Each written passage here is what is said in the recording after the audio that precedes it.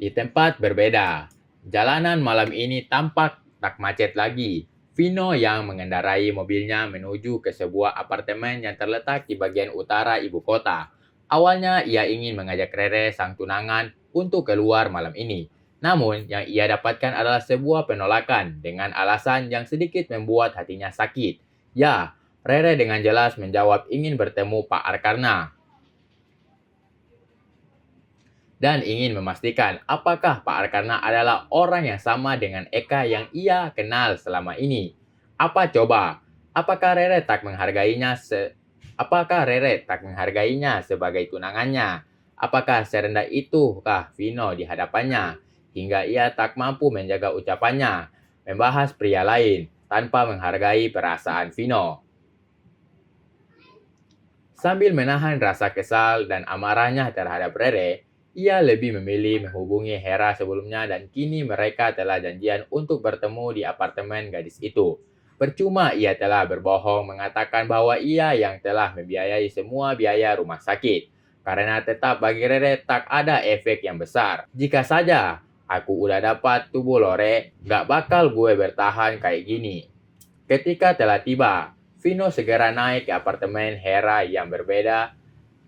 Vino segera naik ke apartemen Hera yang berada di lantai 8. Vino menekan tombol tepat di depan pintu apartemen gadis itu. Tak lama, pintu pun terbuka. Tampaklah sosok cantik dan sekese, mengenakan lingerie tipis berwarna merah dari balik pintu. Malam Vino sayang. Malam sayang, balas Vino tersenyum. Meskipun Hera sering memberikan kehangatan dan kepadanya, entah sudah berapa kali. Pria itu melakukannya, bahkan jika dihitung menggunakan kedua tangan yang berjumlah 10 jari, ditambah dua kaki yang juga berjumlah 10 jari, masih belum cukup untuk menghitungnya. Namun Vino masih saja tak pernah. Hera membalas tersenyum sambil menatap dengan mulai dari kaki hingga kepala Vino. Kamu berantem lagi ya? Dah malas bahas dia, ujar Vino yang langsung masuk ke dalam. Beberapa saat kemudian, mereka telah duduk berdua di sofa menghadap ke sebuah TV. Awalnya mereka ngobrol, lalu entah siapa yang memulai, kini mereka telah. Vino langsung mendorong tubuh Hera untuk Vino langsung mendorong tubuh Hera untuk terbaring di atas sofa. Pelan-pelan atuh sayang. Mata Hera tampak genit, makin membuat.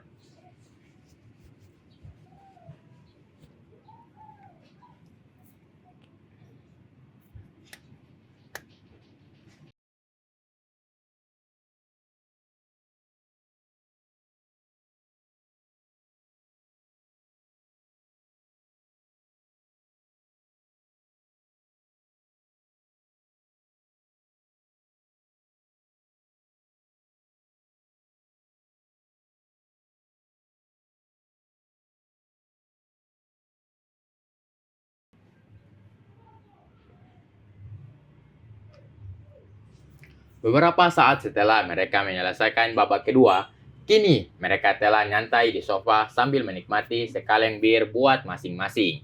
Hera telah baring, Vino, dan mereka masih sama-sama sambil mengobrol santai.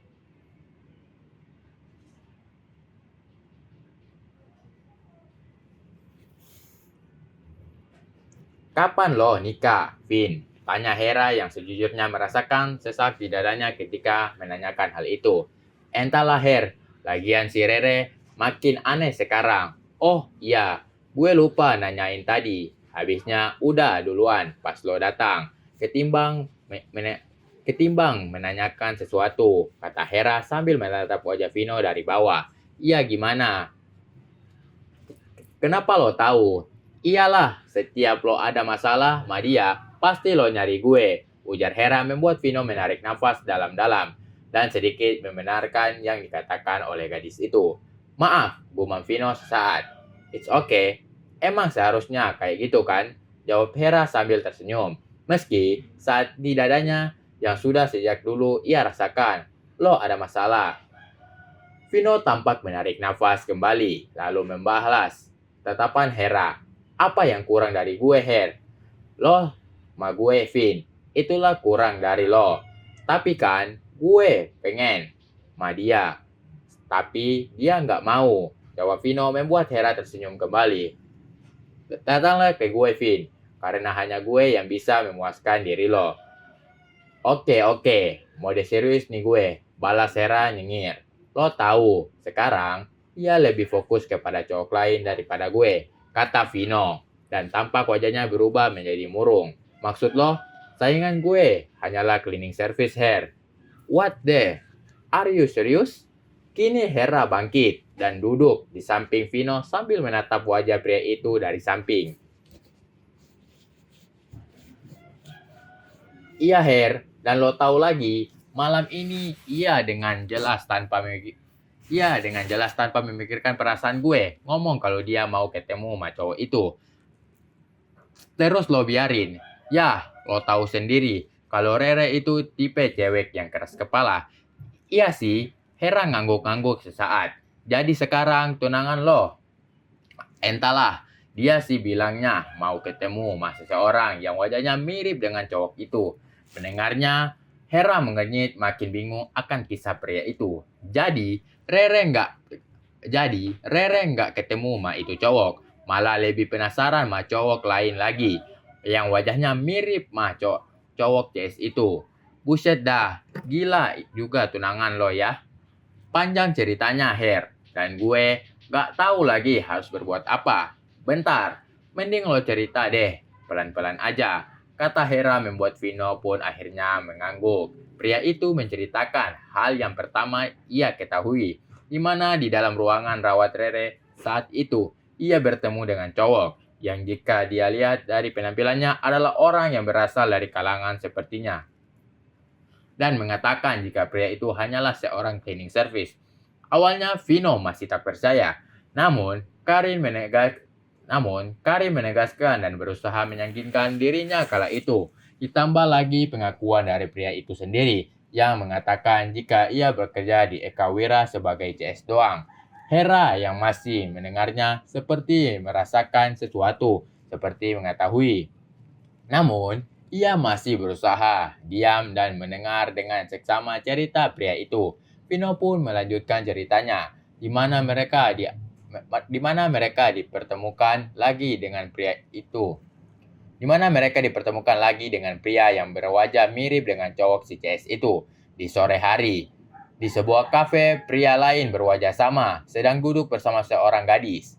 Walaupun secara penampilan memang agak berbeda dengan pria yang di ruangan rawat Rere kala itu, karena pria bernama Arkarna itu memakai kacamata dan juga tampilannya betul-betul tak mampu menutupi aura kepemimpinannya kala itu, dan juga cara stylenya pun seperti eksekutif, muda dengan gaya rambut tersisir rapi ke atas. Maka dari itu, Rere penasaran dan menebak jika pria bernama Arkarna itu adalah orang yang sama. Mendengar itu, Hera membelalakan kedua matanya. Ia tak menyangka kisah Vino akan seribet ini. Padahal yang Hera ketahui selama ini dari cerita Melanie, sepertinya kedua nama yang disebutkan Vino sangatlah tak asing baginya. Oke guys, terima kasih telah tonton channel kami dan jangan lupa untuk menekan tombol like and subscribe agar kamu tidak ketinggalan novel-novel berikutnya. Bagi para jomblo jangan sedih, sebab kehidupan itu berawal dari jomblo. Dan jangan lupa bahagia.